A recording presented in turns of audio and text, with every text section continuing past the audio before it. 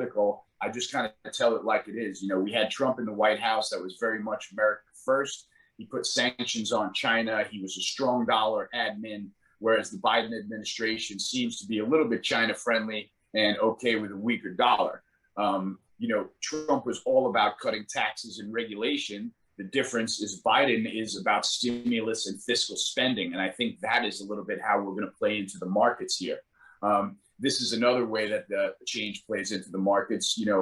President Trump rejected climate change. I think the notion of it, I think he rejected the whole theory of it. And while I'm not a climate change denier, it was interesting to see how that played into his policy. It was a little bit of an eyebrow raiser when the whole world is sort of accepting that there is some form of climate change taking place. So now we've got President Biden in the White House that is following right up on that theory and installing a green economy. So that's going to have a tremendous effect on commodity prices, stock prices, and what's going on in the markets. So that's going to play into what we discuss in a little bit.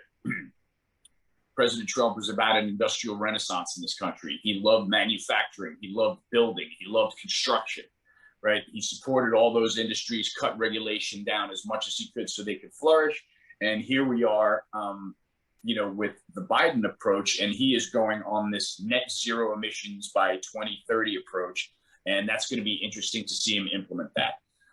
What's very interesting to me that has played out sort of immediately into the Biden regime is we had equities probably priced in a 15 or 25% volatility premium with President Trump in the White House. You can see the VIX clear as day was basically bottomed out at 20 and traded in a range between, say, 20 and 35 during the Trump administration.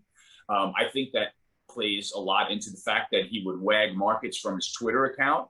And, you had to be on your toes at all times with President Trump in the White House, who was up at 5 o'clock in the morning moving markets. So now that we have Biden in the White House making no comments on the stock market whatsoever and very little communication on what he's doing at all, now we've got a very low equity vol regime. And that's very interesting to me because it gives you opportunities to hedge against things like we saw yesterday, which was the market selling the fact on a FOMC meeting, but we're going to get to things like that in a minute. I'd like to proceed to the next slide because I think the most important thing is the overlap, between Trump and Biden is the Federal Reserve, right? And so that's why not a whole lot has changed for me in terms of pivoting into the new administration, right? We're pivoting in with eyes open, and we're going to look to see how the world is changing and what people are doing in reaction.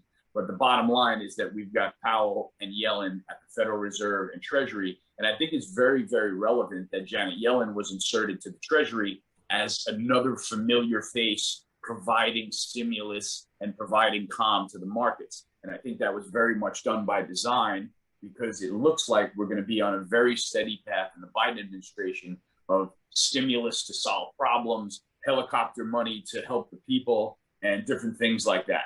And probably a lot of easy money and more liquidity from Jerome Powell. So that's what I'm seeing.